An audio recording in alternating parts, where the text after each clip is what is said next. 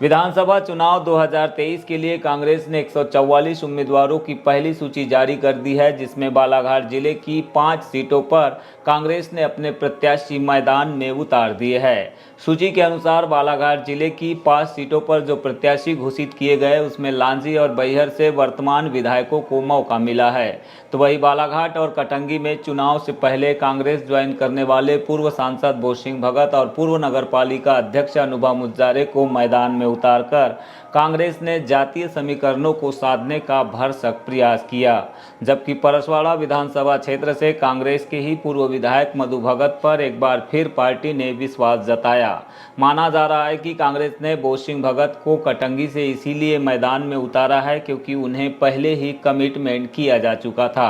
वही अनुभा मुजारे और मधु भगत को टिकट देने के पीछे की वजह कैबिनेट मंत्री गौरीशंकर बिसेन और राज्य मंत्री रामकिशोर नानो कावरे के गढ़ में मुकाबले को बराबर की टक्कर वाला बनाया जा सके और भाजपा विरोधी लहर में कांग्रेस की जीत सुनिश्चित हो पाए।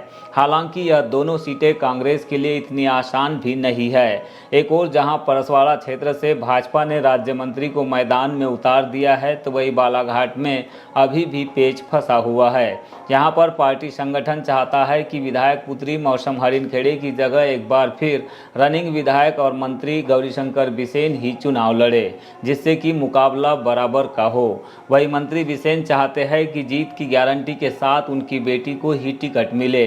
इसी को लेकर पार्टी संगठन बालाघाट विधानसभा सीट पर मंथन में जुटा हुआ है। हालांकि जल्द ही भाजपा के द्वारा इस सीट पर भी अपने उम्मीदवार की घोषणा किए जाने की संभावना दिखाई दे रही है। वारासिवनी विधानसभा सीट पर दोनों ही पार्टी ने अपने उम्मीदवारों की अभी तक घोषणा नहीं की है।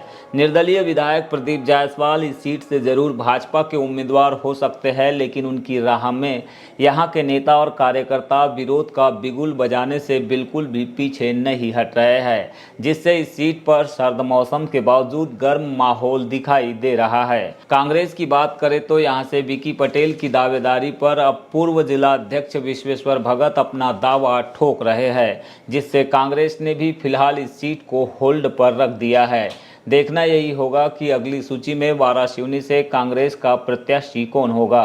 फिलहाल तो भाजपा की पहली सूची जारी होने के बाद लांजी सीट पर जारी विरोध अभी तक नहीं थम पाया है। वही वारासिवनी में भी इसी तरह का हाल हो सकता है, जिसके चलते लंबे समय से चल रही चर्चाओं के बावजूद जायसवाल की टिकट का फैसला लटका हुआ है।